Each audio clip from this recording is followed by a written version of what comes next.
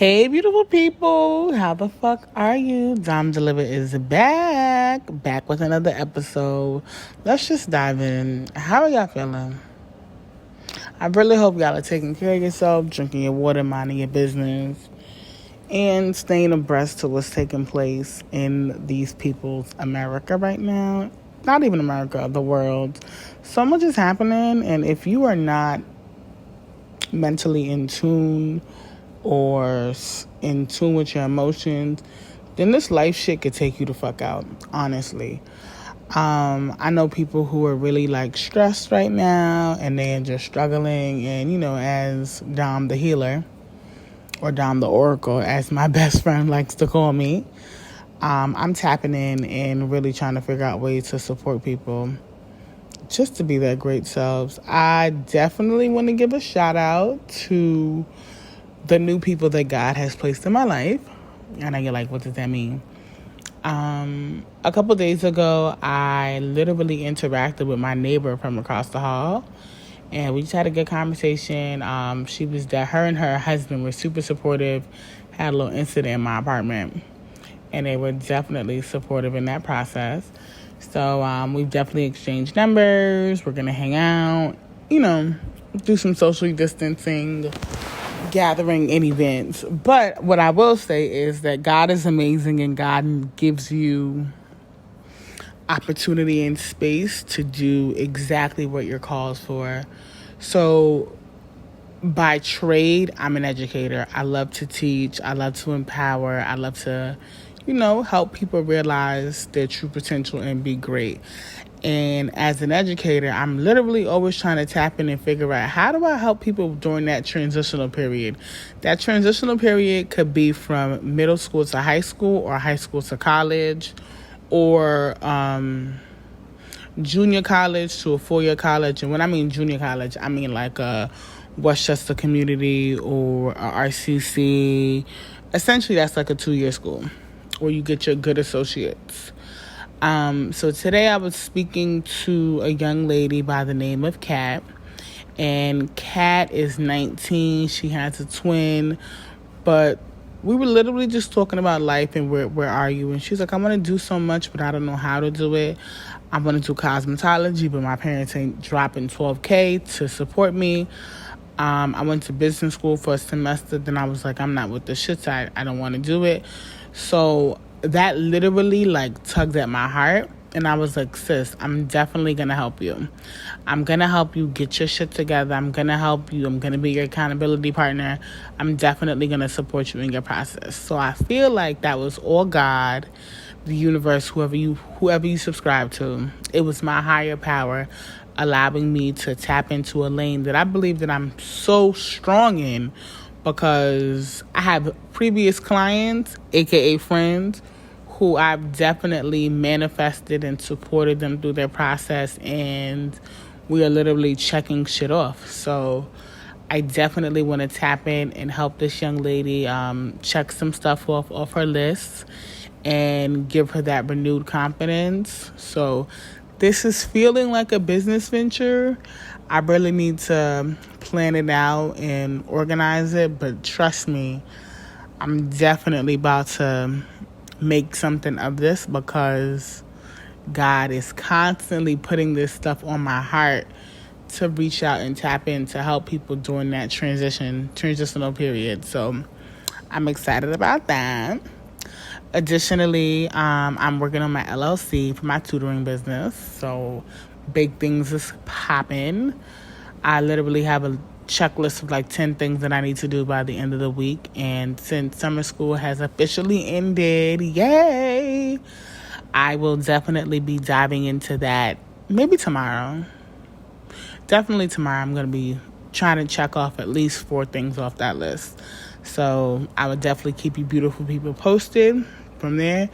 And then I was also thinking about formulating a book club. Now, I don't know if it's because of the pandemic or because I'm a nerd or somewhere in between, but I've been reading way more. I literally finished the book today, Hood Feminism, then I ended up starting another one called Thick. These books have been so powerful thus far, and I believe that I'm going to start a book club.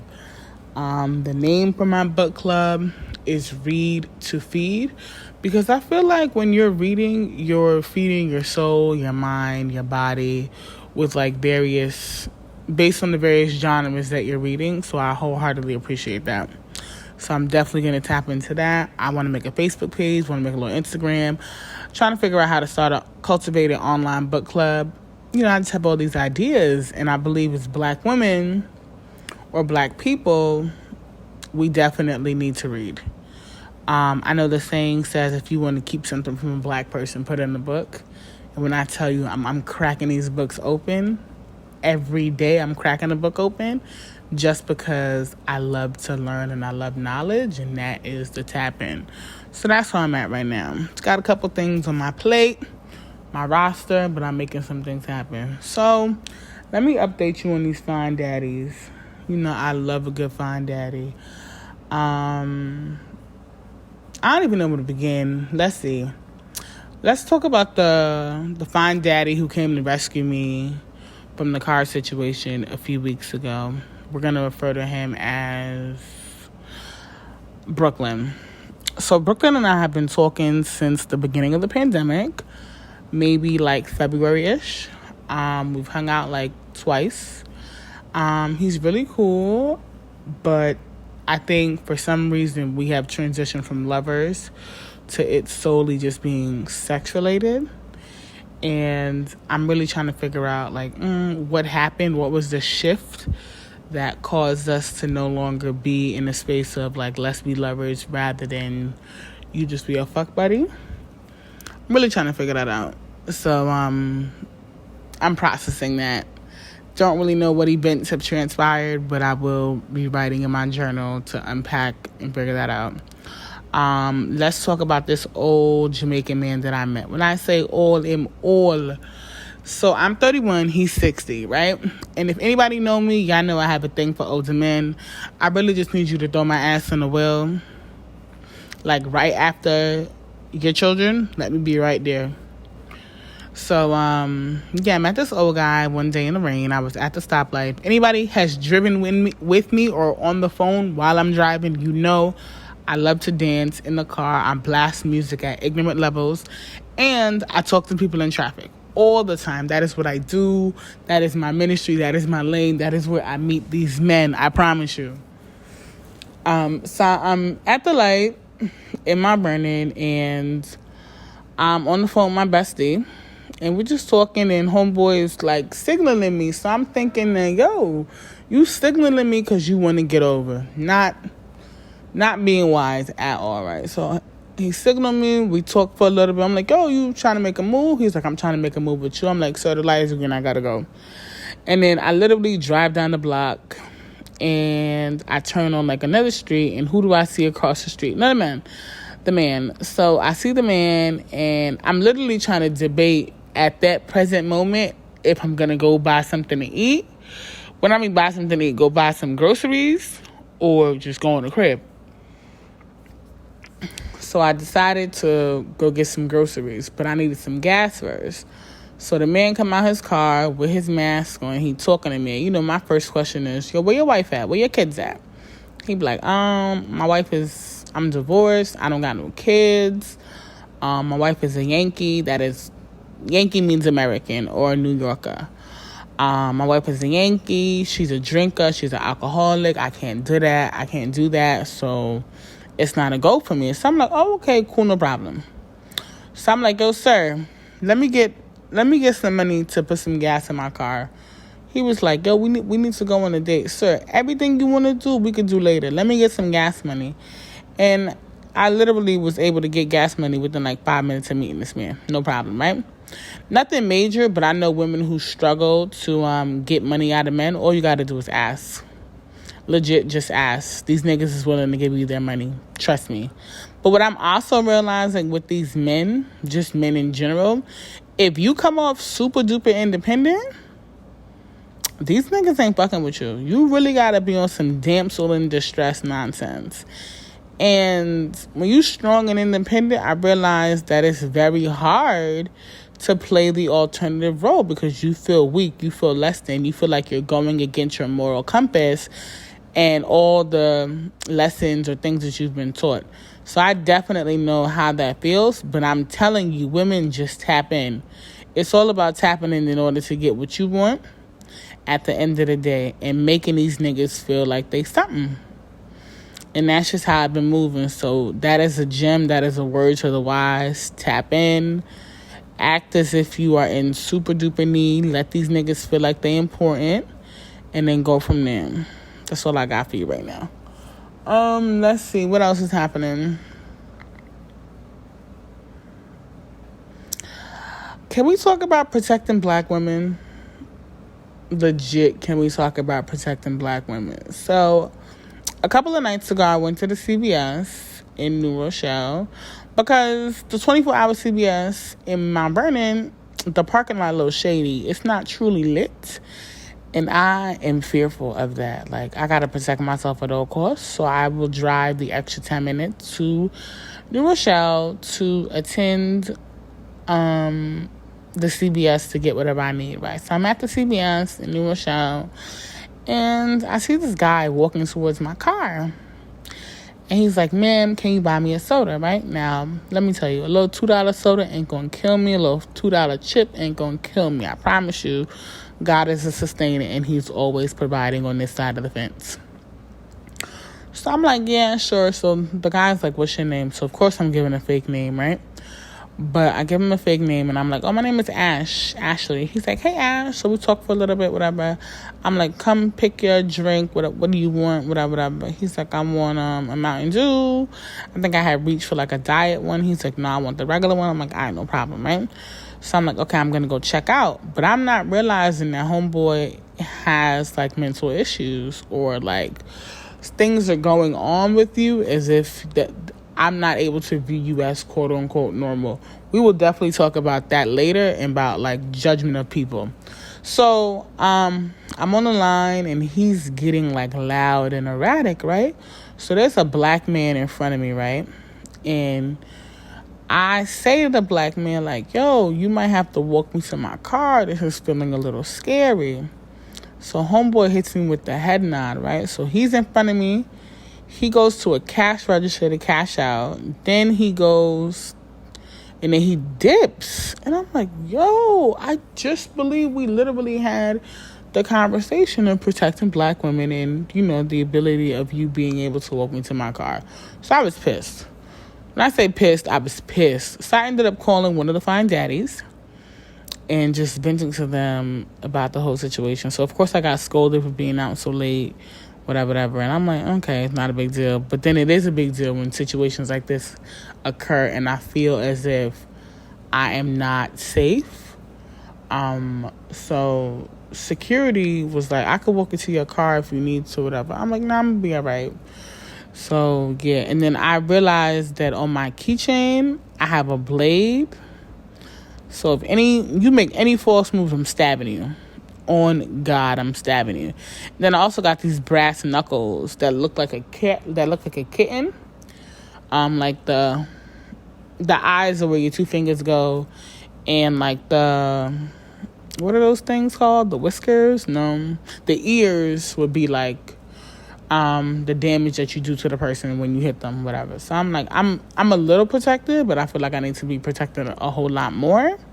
So yeah, we got to talk about protecting black women. And then that's one situation, my own personal situation. So I didn't feel protected by this black man, and I had to take matters into my own hand. But let's talk about what's happening in the good Valley Stream, Long Island. I don't know if you know, but there's these neighbors in Long Island who are throwing feces, dead animals on this woman's doorstep. Her name is Jennifer. She's a black woman. She's single. And I'm giving you these background facts because these are vital facts in understanding who this woman is and what's happening. So on Twitter, I seen that she took like yellow chart paper that I use in my classroom, and she's writing about her experiences as to what's happening with her neighbors and how like they're antagonizing her, they're not making her feel safe. Essentially, they want to make her leave. So a couple people on Twitter reposted it, and people are like sending money and support. This guy named Flo, I will tag him in the info box. Tag him in the info box so y'all could like reach out, follow his page to see what he's doing.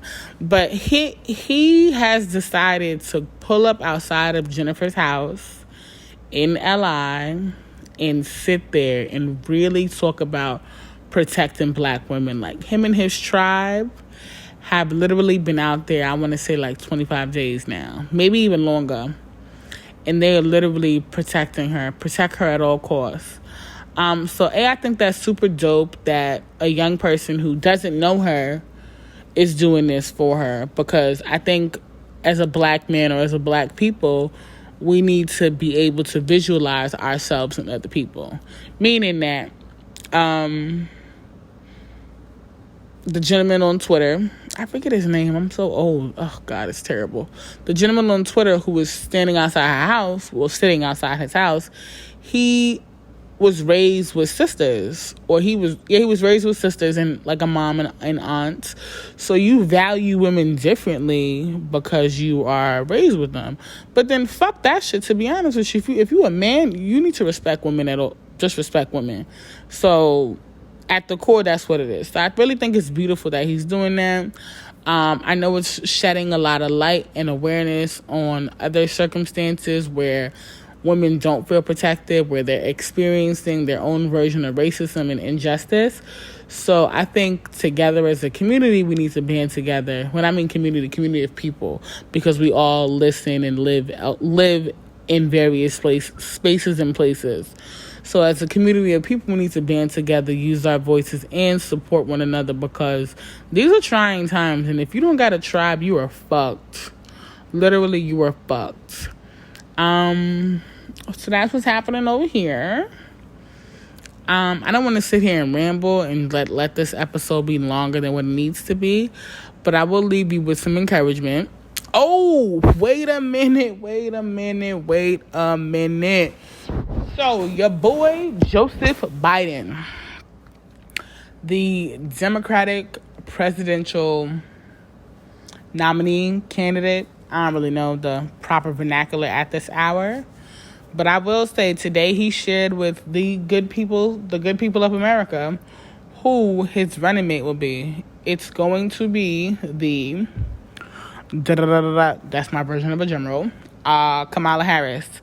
Now, anybody know Kamala Harris? SIS is from out there in Cali.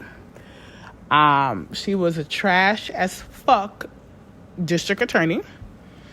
I'm not even going to go into her beliefs about policy and shit like that. All I will say to you is that anti-blackness lives deep within her. She's Jamaican and Indian, I believe. She is the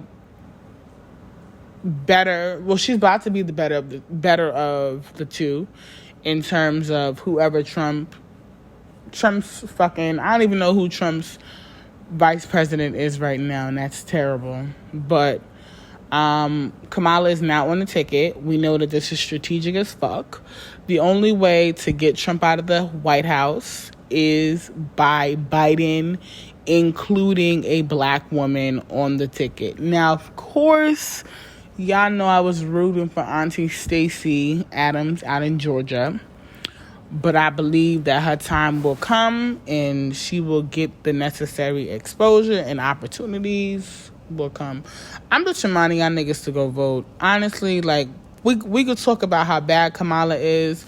I just pray that she's a better vice president than she is as a DA.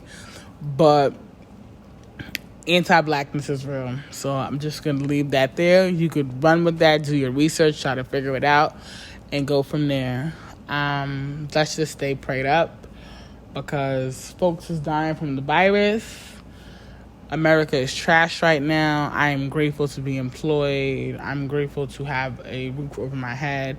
I'm just grateful, but folks is going through. So if you see somebody, help somebody, tell somebody you love them, hug your friends, and just be great. So I'm out to sign off.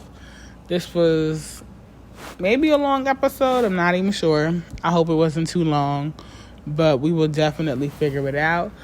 Thank you so much. Oh, it's only 20 minutes. We good. Thank you so much for kicking it with your girl, Dom. Be blessed. Be great. Be amazing. And always fuck shit up.